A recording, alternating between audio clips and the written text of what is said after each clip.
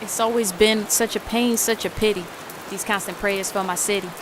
But when it's time to move them things, I knew the witty and the gritty. So now I battle, fight, or struggle, tenaciously to achieve or resist. Empower you stronger, ensure you endure long enough to persist. I network a system of interconnected people with things. Provide a platform for personal reform and see what that brings. So welcome to Battle and Power Network podcast series. Let's discuss. So welcome to this week's discussion segment, Cultural Talk Episode 1, the Cultural Unify, presented by the Battle and Power Network podcast series. I'm your host, Battle, and this week I'm with Jorge Marquez. We're going to take a discussion about politics, creation, and more importantly, solutions. But before we jump in, Jorge is going to let you know a little bit about himself. Well, thank you, Arista, for having me. As you all know, my name is Jorge. I was born in Mexico, and I came here when I was 5. But I've been in Fresno for 20 years. Went to Fresno High, so I'm a Fresno High alum, warrior. Right now I'm excited to talk about a lot of stuff today.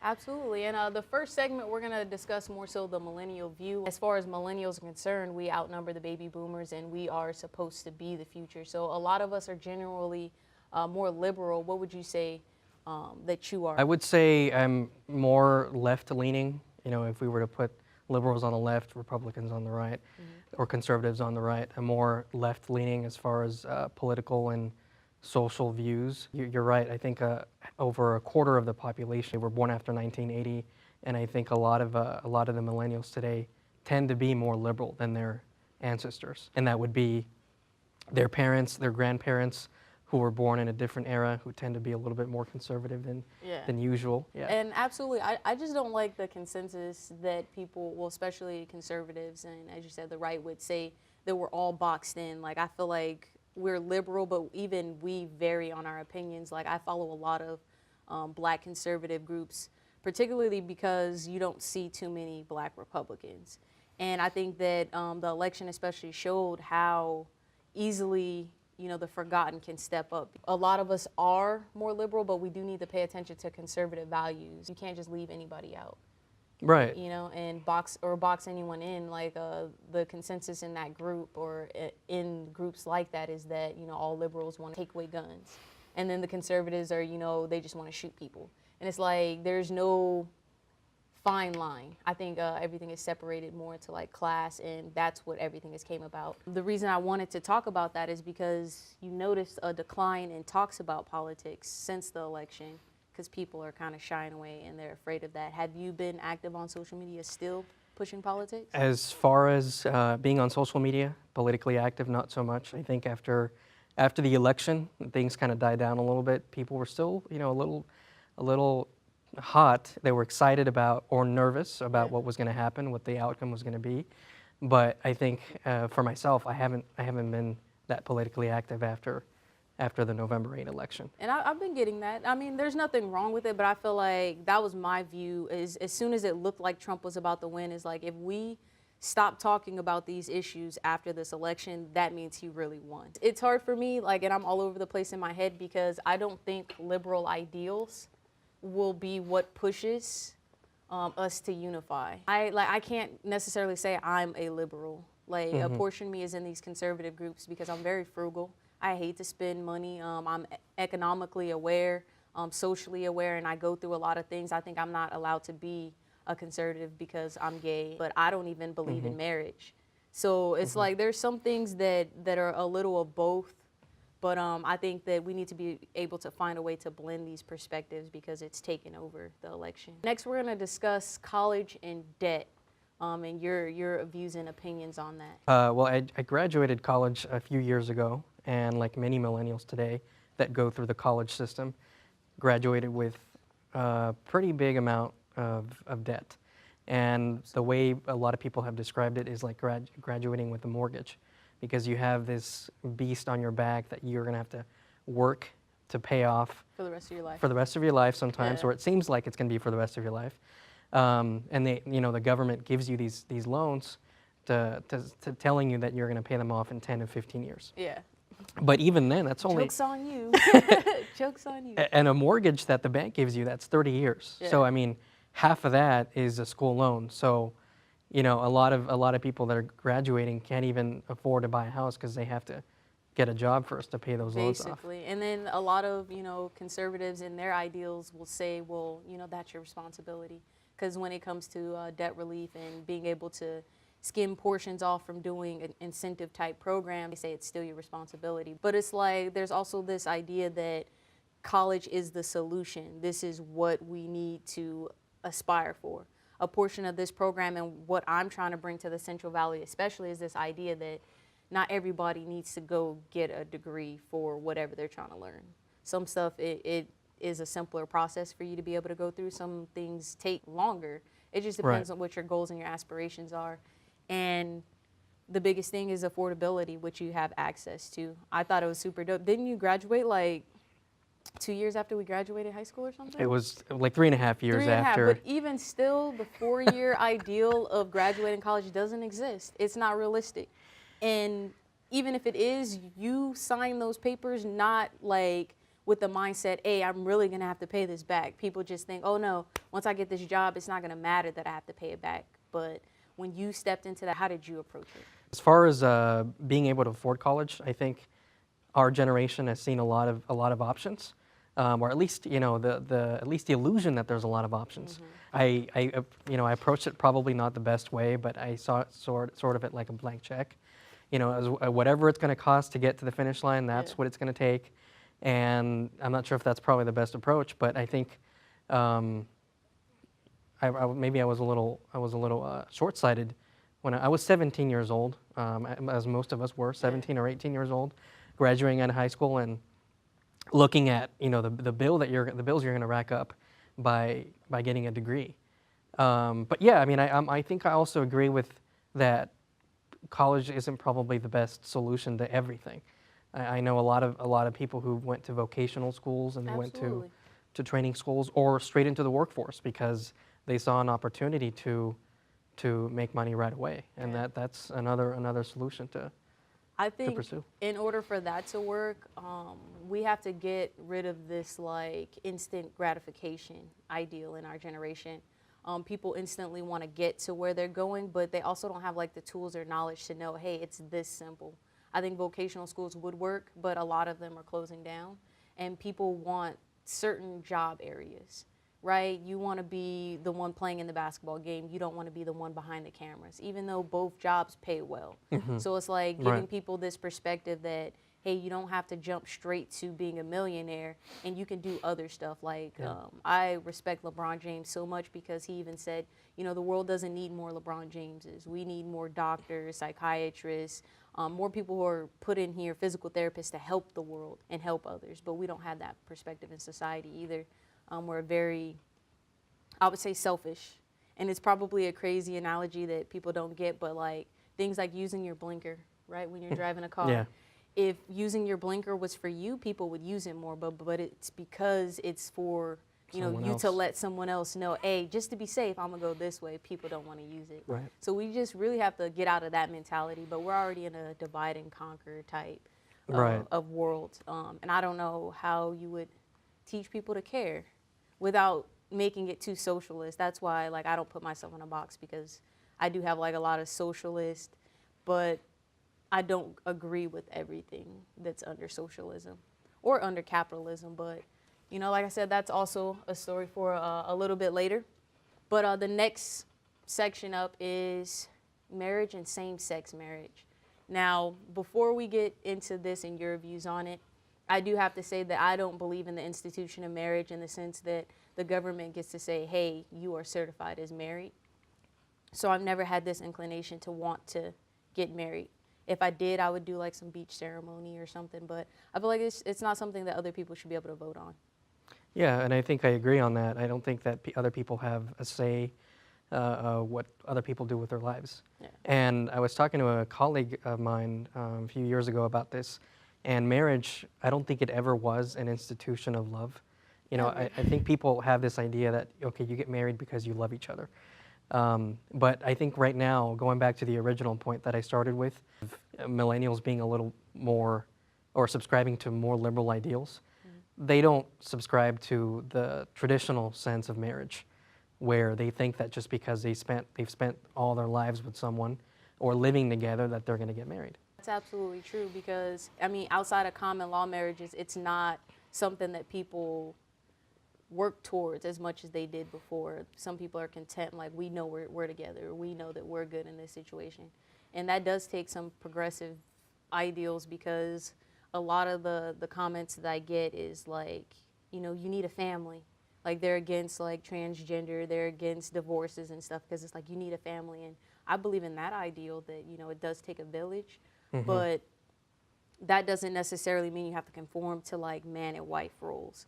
I think Right. that this generation needs to learn how to be an adult in general and take care of a family. Those are more so the marriage ideals and what we connotate with them. So for sure, I think all of that's lacking. I'm happy we got to, you know, brush on that a little bit.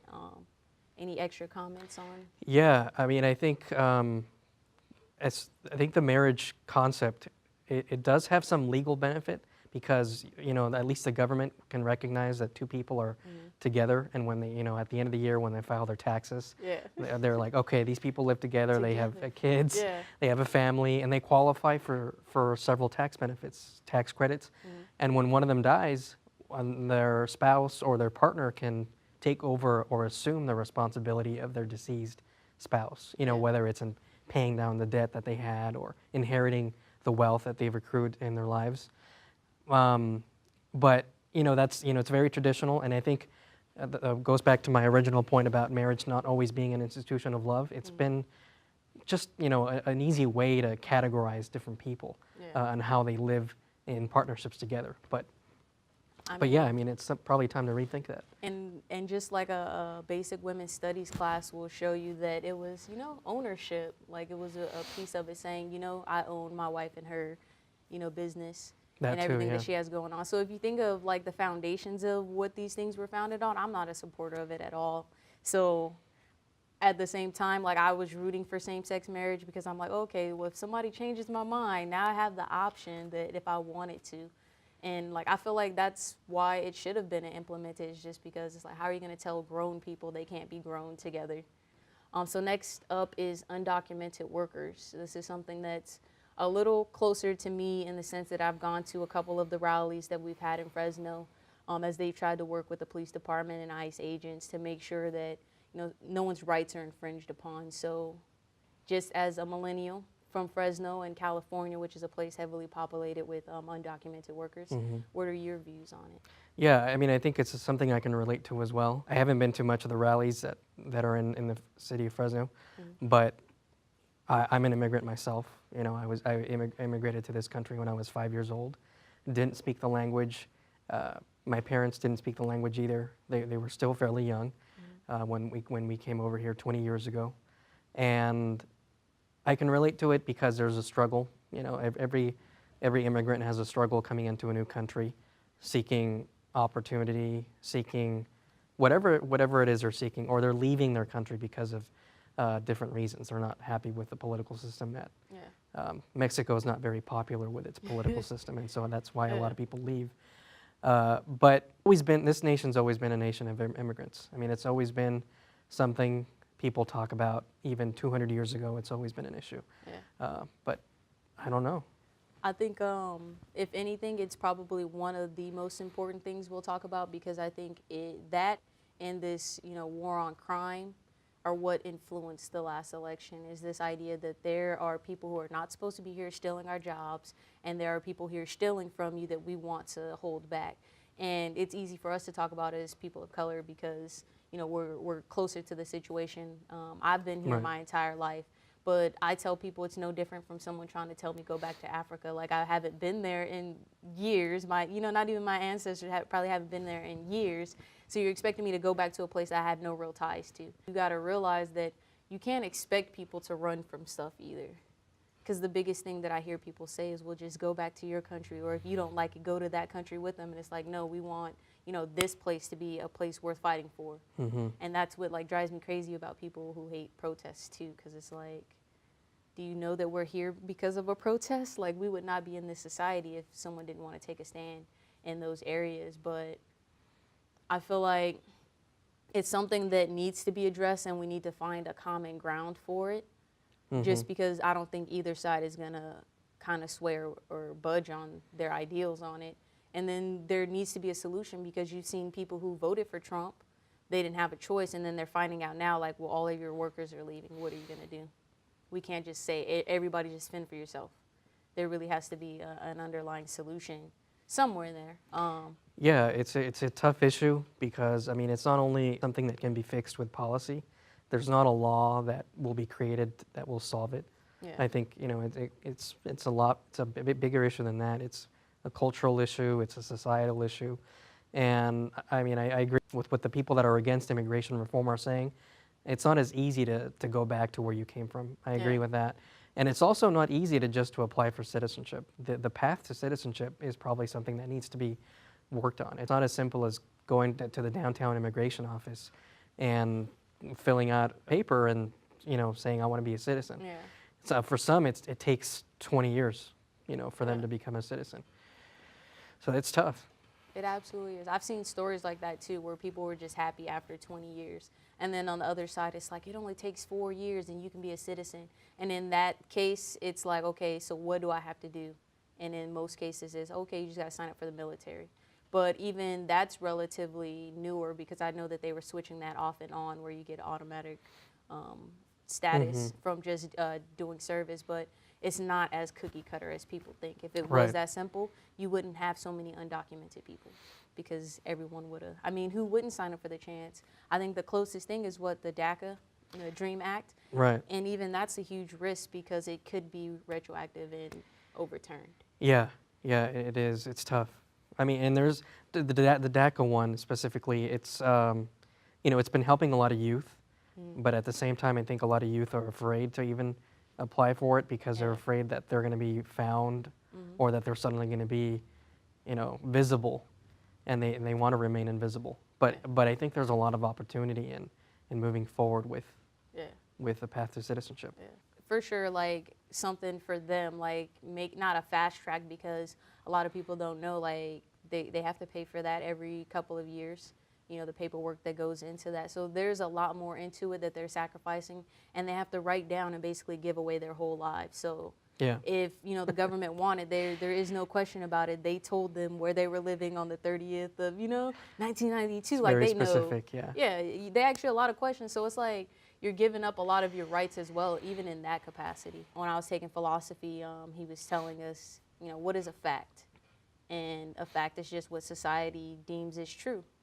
So there is a lot of like vagueness in media. So real or fake, who do you think some of the biggest offenders or untrustable sources are? The one that comes to mind is probably one that you guys have heard of, Alex Jones. He's a big conspiracy theorist, and he makes he makes a living out of that. You know, he spreads what he believes to be true, but it's not necessarily true. Especially if you go on the internet and fact check everything he says. But he's a big conspiracy theorist guy who thinks that the government is out to get him, or the government is out to get everyone else. A lot of people are doing that. They're creating YouTube channels and they're saying what I say is true, and it's kind of hard to filter what is true and what is not true. And I think that's one of the issues that we're facing today with a lot of information.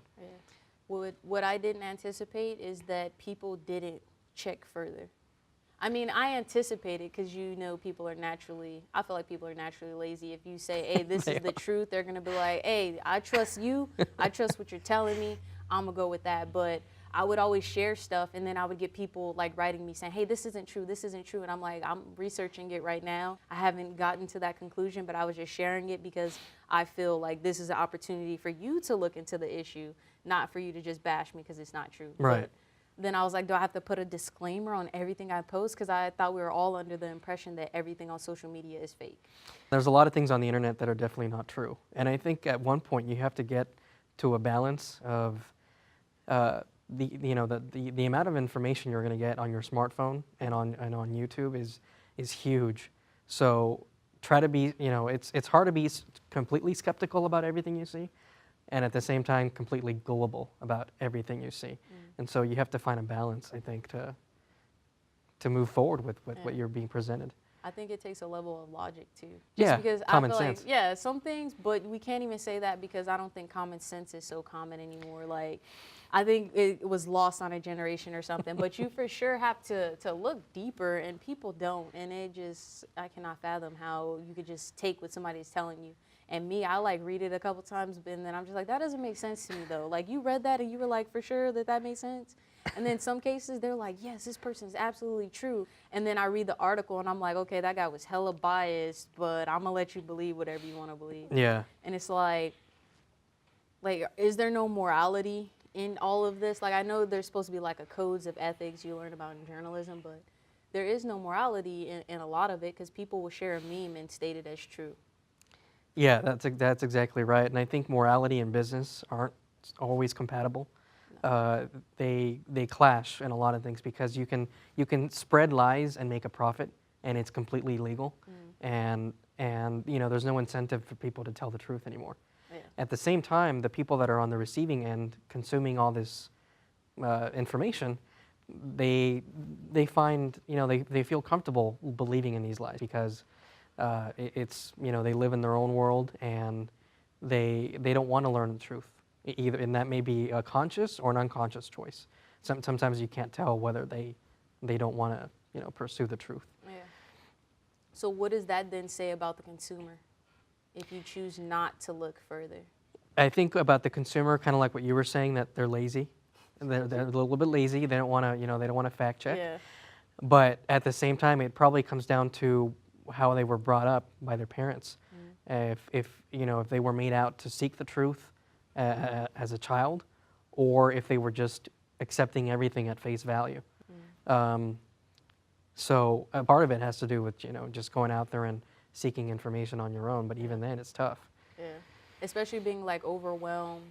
Like me and a friend were talking about how everybody lives in their own Facebook world, basically, because my timeline will never look like yours just because of our interests. Right. So it's like, and even in that capacity with the algorithms, it gets overwhelming to see so much information. Like a lot of people like stuff and share stuff, and they never clicked on the link.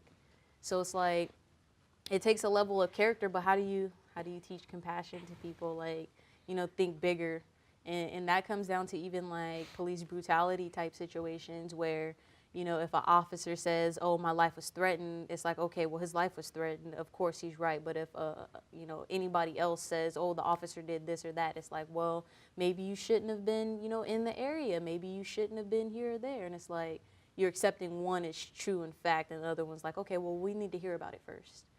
You know, it does cause a very big dilemma because you get into these disagreements or you try to discuss these things and one person is approaching it from their level of perception, the other person hasn't even looked into it, but they're so passionate, and then you're just arguing with ignorance, and then it's just a waste of time.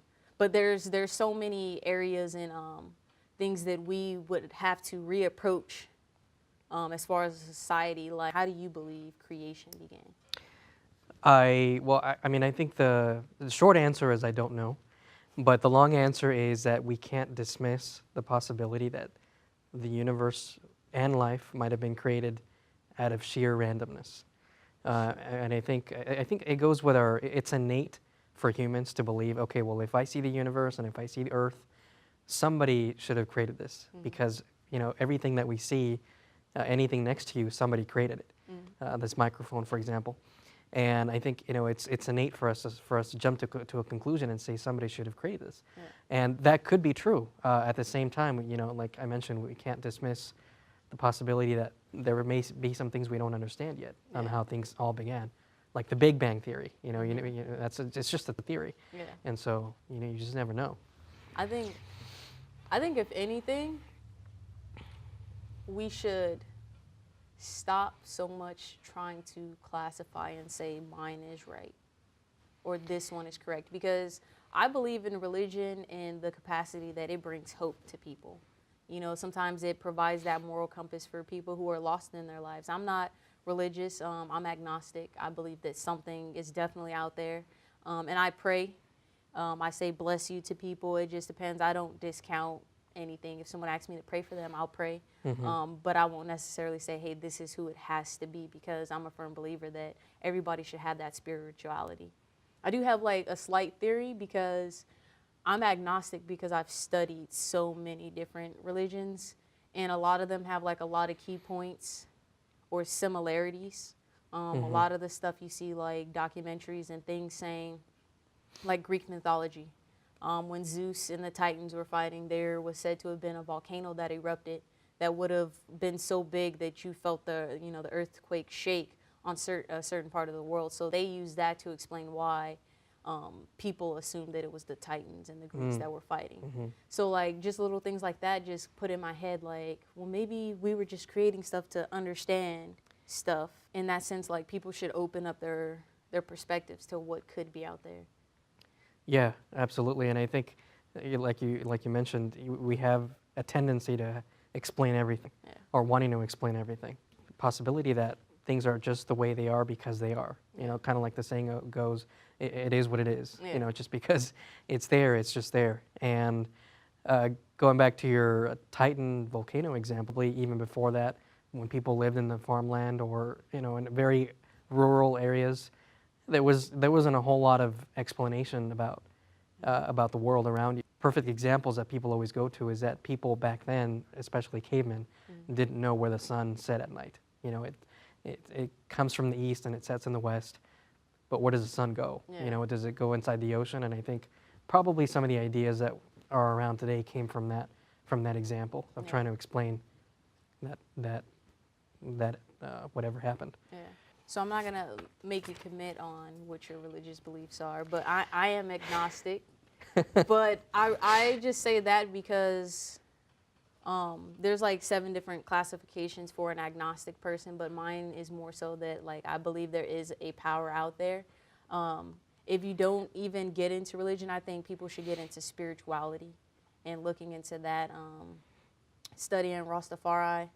A lot of it was, you smoke weed to get closer to Jah. I was just thinking about that in the sense that, well, when you pray, that's what you're doing too. And they make you smoke to get closer. So you're just like talking to yourself. So it's like you're getting closer to yourself. And then it just completely blew my mind. And I was like, well, either way, I'm just going to pray and just hope my spirit is fine. Off that point, atheists are getting a lot of bad rep because they choose not to believe. Yeah. And but I think becoming an atheist, if you could even say something like that, it can be tough too, because suddenly you don't have a purpose for your life. You know, you were talking about seeking meaning, having a purpose for the things that you do, meditation, smoking weed. But I think becoming an atheist is sort of letting go of all that purpose and saying, I'm just here because I'm here. And I think once I'm dead, I'm probably just going to go back to the stars, or become stardust. And I haven't committed to a belief yet. I would probably say I'm agnostic too. I don't think I'm completely an atheist yet, or possibly not yet. I don't know what I'll be, but possibly agnostic too. I mean, I think that, hence my short answer at the beginning was, I just don't know. Yeah, because we've become more progressive and liberal, we've lost sight of God being the foundation of our nation. So, in your view, would it help us or hurt us to go back towards the more like church in school and our ideals? I think it'd be a little bit of both. I think it's a double-edged sword where it's a benefit. It's a benefit in the sense that you have guidelines. You know, you believe in a God who set rules on how to behave, moral behaviors, and not committing a sin. You know, treat others as you would treat yourself, and I think that at the same time, it would also be detrimental to keep on with that belief, because a lot of wars in the past, a lot of people have been murdered because of this belief, that there is, just because someone else isn't following your ideals or the way that someone told you to behave, they're suddenly an outcast. And I think that we can probably find, like you said, common ground, and say we can each believe in whatever we want to believe, but at the same time not discredit someone else because they don't believe the same thing you do. So, and that would be more so teaching acceptance, tolerance versus acceptance, because acceptance is kind of like telling people, hey, whether you like it or not, you gotta go with this. And tolerance is like, okay, understanding we have this difference, and I know we probably can't meet a common ground, but I respect what you're dealing with or your beliefs anyways. There does need to be a balance, but that's also thinking in the sense that more people would care about it. I feel like not as many people are as religious, especially in our generation. You don't see as many of us in churches and things like that. But that could shift. It just depends. I wish people would believe in something because it does give you that purpose. Otherwise, you know, what are you really trying to strive for in your life? And people get lost in that sense. Yeah, and I think our parents probably grew up, some of our parents grew up the same way. I know mine did, where they were not non-religious or irreligious, however you want to phrase it, when they were young, but then after they turned 25 or 30, they suddenly went back to the church. And even, you know, with a lot of hardcore conservatives today, they went through the same journey where they did whatever they wanted, but then had to go back to find meaning in their lives. So probably a lot of the reason why a lot of millennials are irreligious is because they feel like they don't need to subscribe to what our parents subscribed to. But eventually, I think we'll all find, whether we're religious or not, some of us are spiritual. And then I think a lot of people are using the word spiritual than anything else. Yeah. So just a shift. I mean, there's still people in every group, but I think it's bringing consciousness back to people, because in order to either be religious, you have to also be outside of yourself, or even spiritual, because you have to be thinking about, okay, it's not just me being swamped with everything going on in my life. It's me stepping out of my life and dedicating it to either praying to someone else or, you know, dedicating it to yourself. The next section is, where should government end? And in this, we're going to start with the budget and deficit. This is primarily a topic of discussion because Trump is on vacation a lot. After promising that he wouldn't be on vacation and that he would be being our president, but they have him on pace, if he keeps up his spending as he did in the first 80 days, to reach the Obama campaign over his 8 years. So with the whole Syrian attack, because you get a lot of military people saying, oh, now a bunch of civilians trying to tell me, you know, how we should handle, you know, certain policies, but it's like we pay money into this, so I think we should get a say. So as far as that, how do you think we should approach the budget and the deficit? Looking at it from the big picture, or at least starting off as a big picture, if you look at our GDP, which is our gross domestic product, it's the aggregate sales of the goods and services that we sell in the country. That totals to about $20 trillion. Our debt is about $18 trillion. So we're at a point, and we've reached this point before, where our GDP is 100% or equal to our national debt. But my perspective on debt is that it's not inherently bad.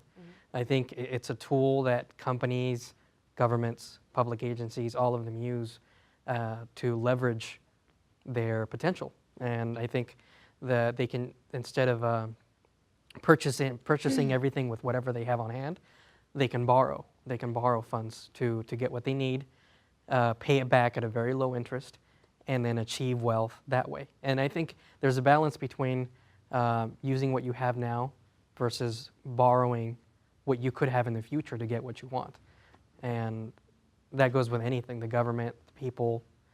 Bringing up, you know, our lovely American president again. Well, no, it's just because the next question is about foreign policy.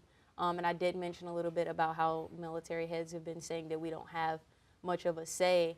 How would you, or how do you think we should approach that in general? And when I say that, I mean, who gets to decide these type of things? You know, Obama kind of tried to rush ahead, and then he got some controversy because he wanted to drop bombs, but he had to go through Congress. In this case, Trump just said, fuck it, YOLO, and did what he wanted to do. Yeah. So how do you think, and who do you think should have say in these matters? Another word for president is commander-in-chief. So he does have ultimate say in declaring war. As far as the Syrian conflict, I think I probably need to read a little bit more on that. I know it's a hot topic right now. If you turn on the TV right now, you'll find headlines on the next Syria thing that's happening right now. But foreign policy in general, ideally you'd want as much of the public involved in foreign policy matters, because they pay taxes into the system, and the taxes are used in the defense budget, which is used to negotiate with other countries, namely Syria. And so ideally, you'd want as many people involved in whatever we do as, calling the shots in diplomatic relations, in military relations. At the same time, we probably need to elect experts, politicians who know more about foreign policy than the average person does, and that's what we have at Congress, House of Representatives. Yeah. But even then, it's arguable that they're probably doing the best job that they could. They could definitely do a better job.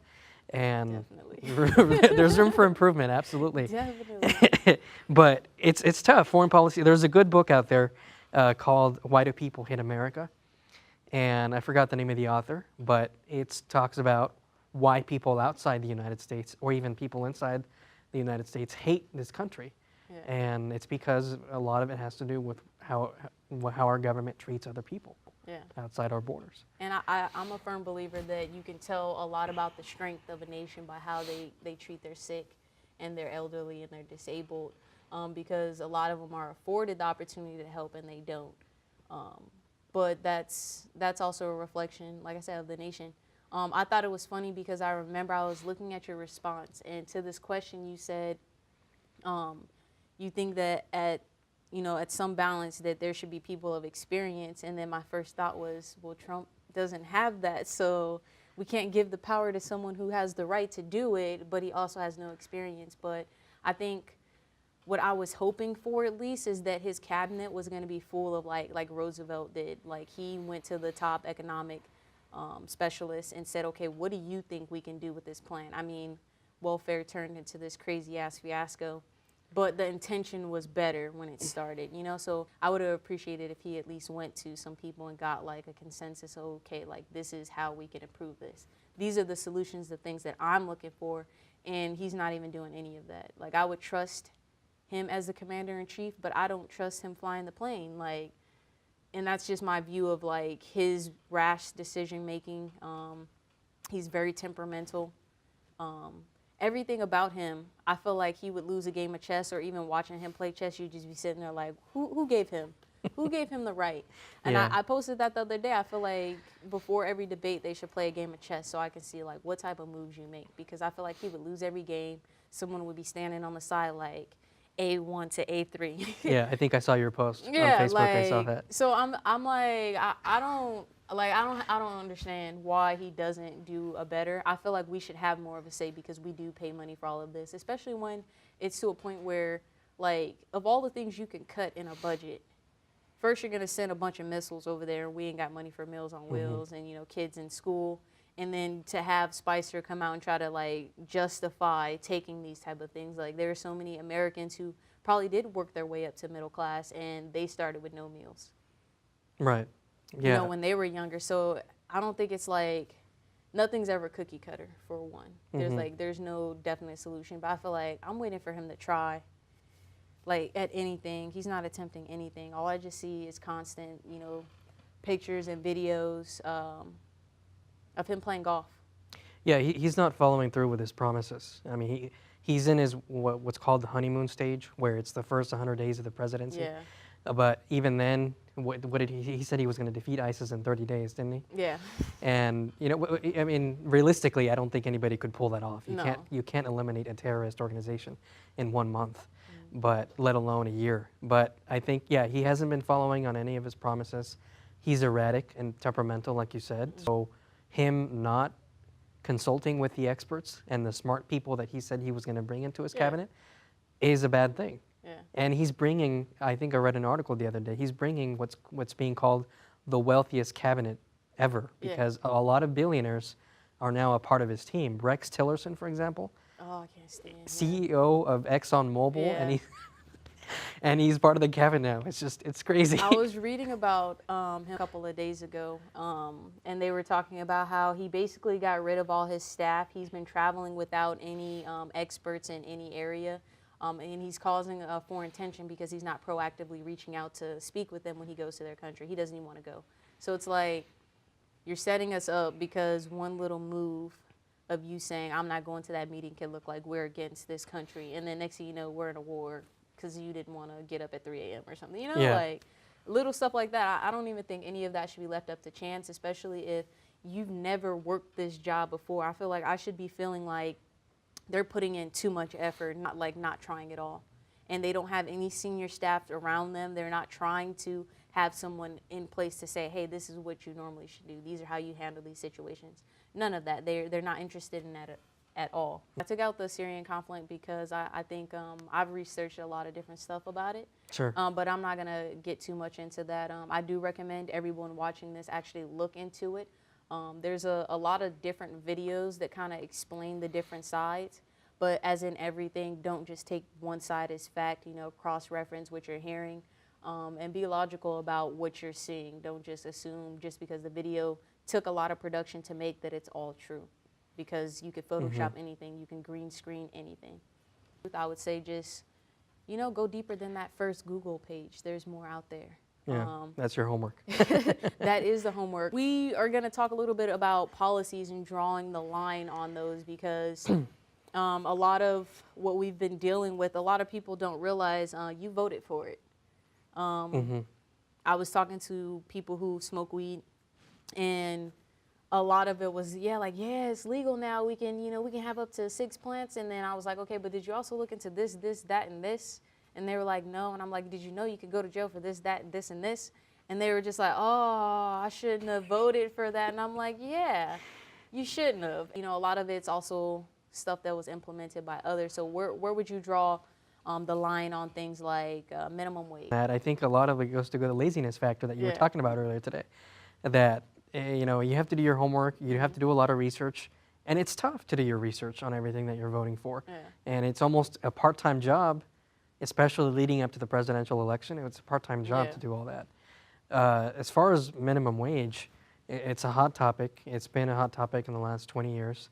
My opinion on it is that it could go the way of whenever we increase the price of a resource, the prices of other things tend to increase as well. So inflation. Now that people are earning more money, price of milk is going to go up. The price of things that we produce domestically will go up.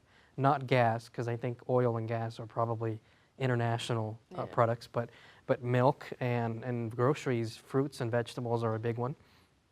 And I know in California here we're fighting for a $15 minimum wage. But what about the people that are currently earning $15 an hour? They're probably going to be bumped up to 18 or 19 or 20.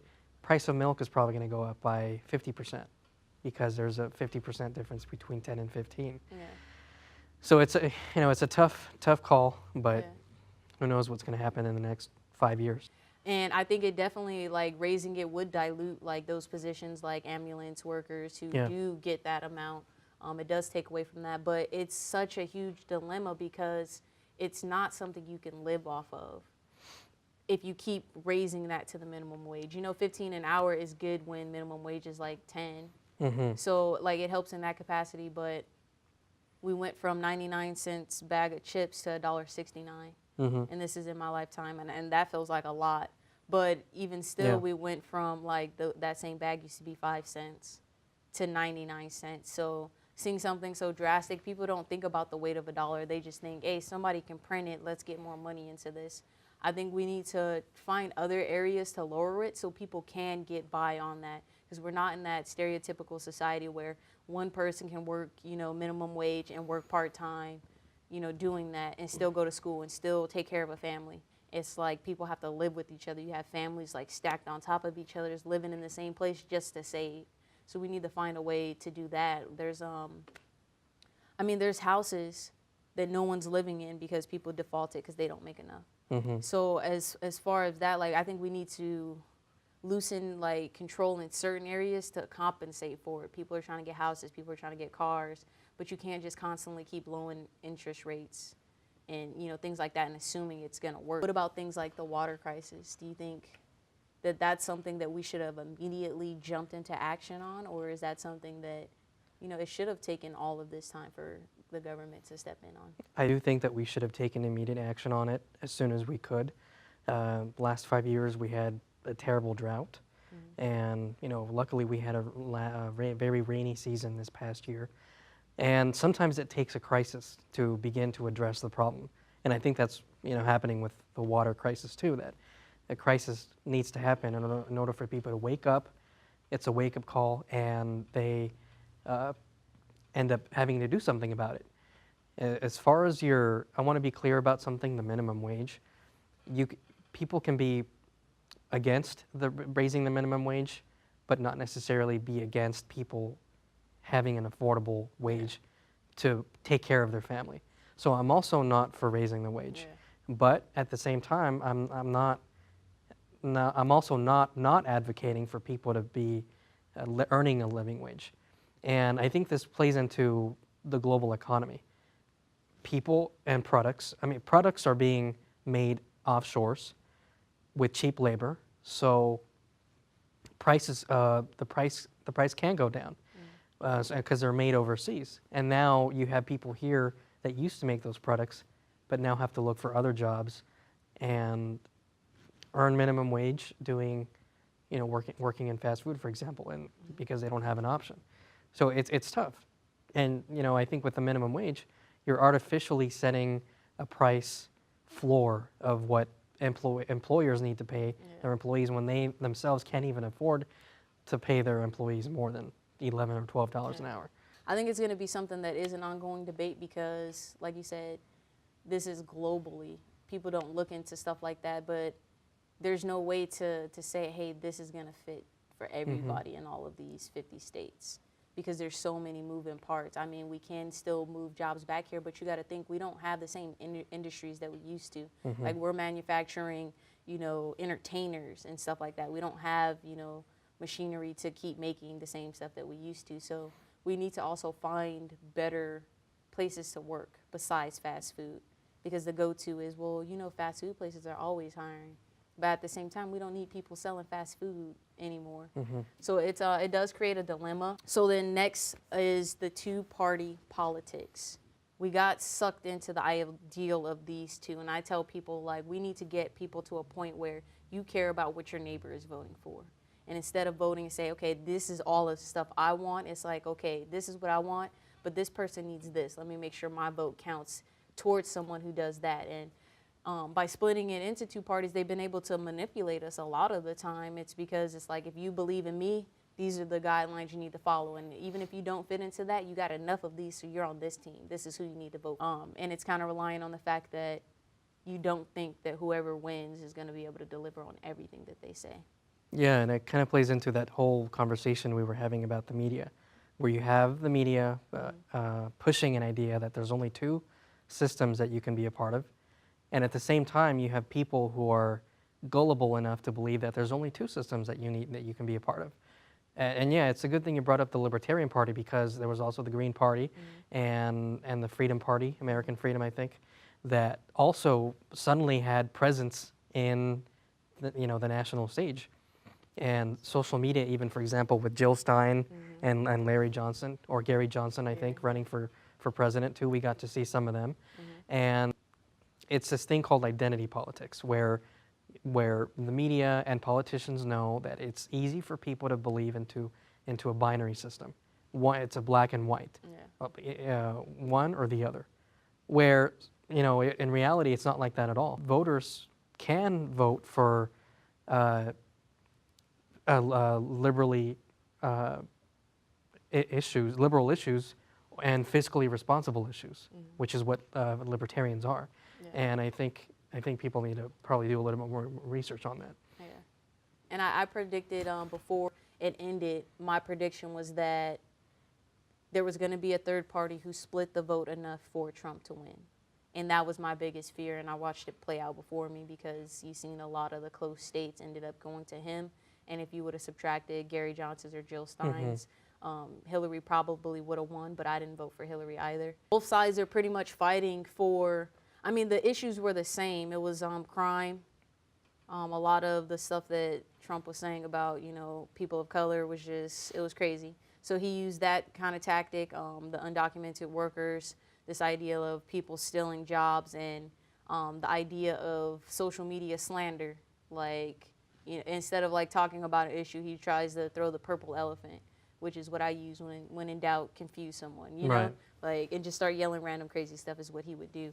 So a lot of it was also gun issues and things like that. So how would you bridge the gap For the two-party system, for the two-party system? I think there's more than one gap. It's my opinion that there are several different gaps that need to be bridged.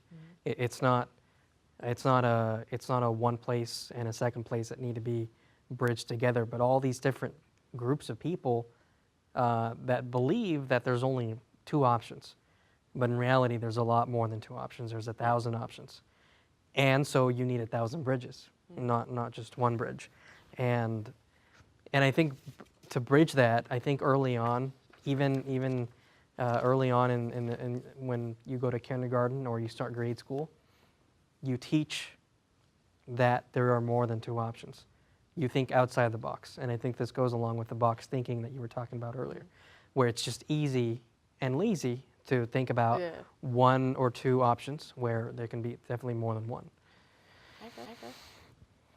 And then in that, because we did such a little bit on socialism, communism, and then we were discussing, we're going to discuss more so those and capitalism.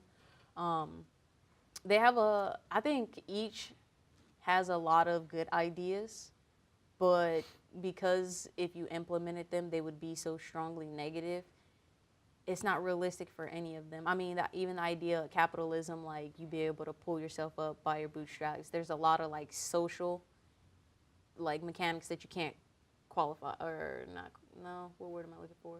Like you can't account for.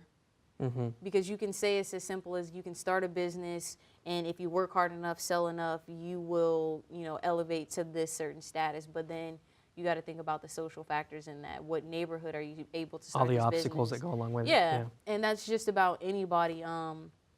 So there's always good in each area. So looking at the three, you want to discuss some positives or negatives in any of the areas? I think big picture is that they're all tools that we created to govern ourselves.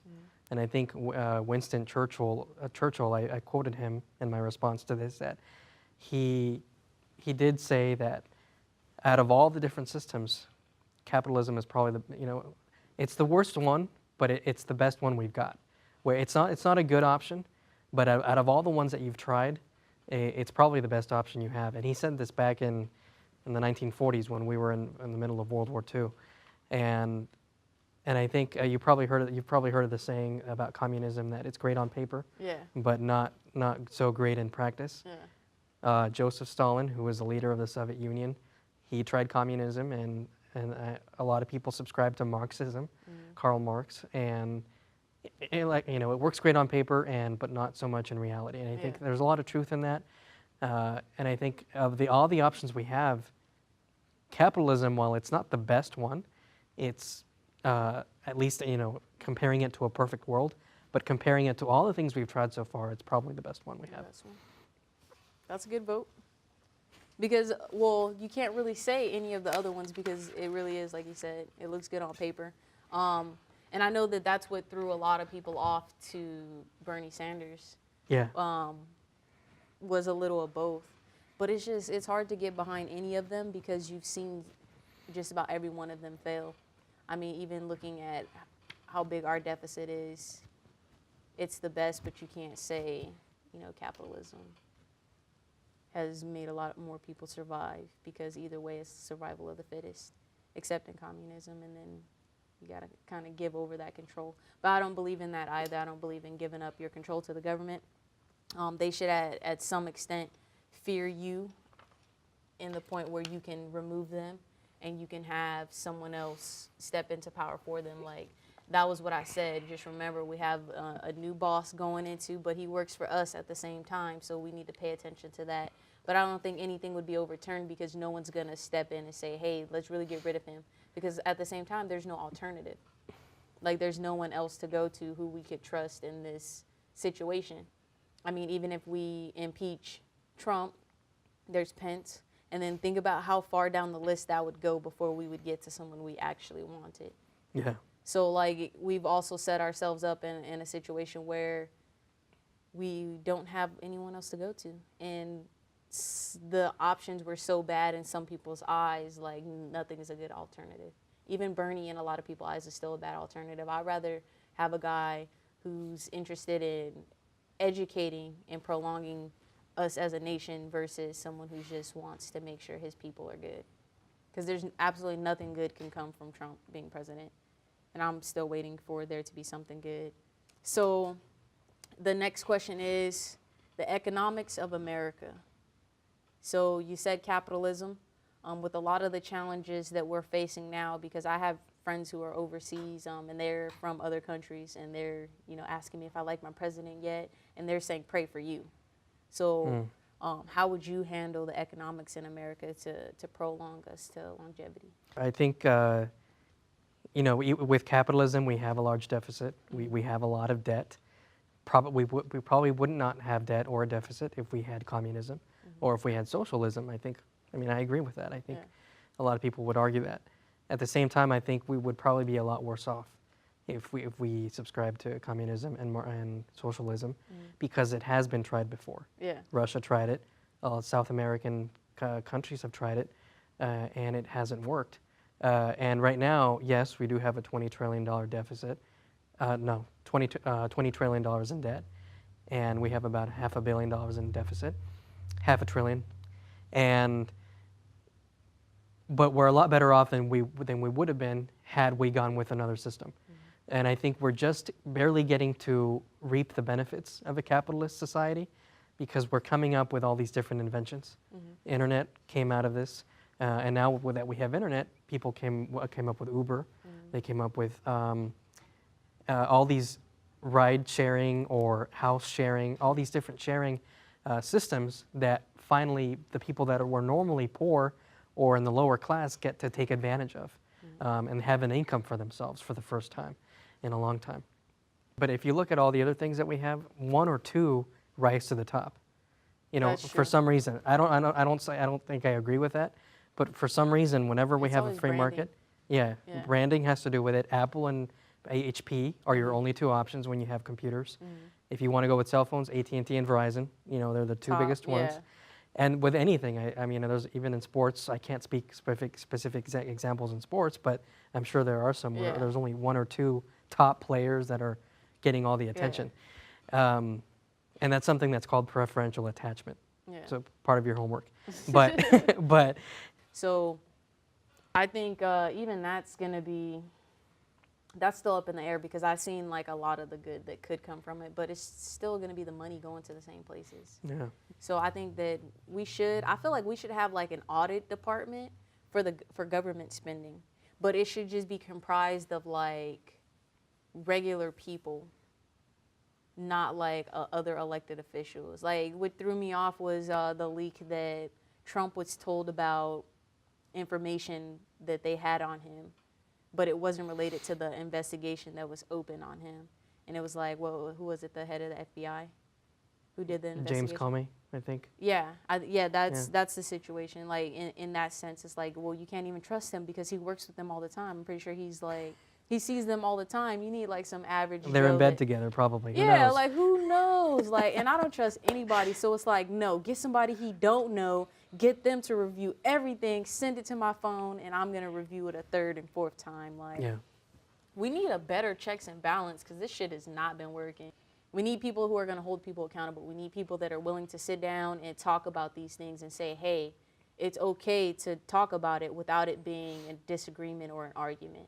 It's like you're not going to agree on everything. We happen to agree on a lot of stuff, but I just appreciate you being able to share that perspective and opinion. And then when I have other people on these types of episodes, you get to see various views. It's not just someone who's going to agree with me all the time, or I'm going to even share the same values. I just want people to see different opinions. So again, I do appreciate you coming on this episode.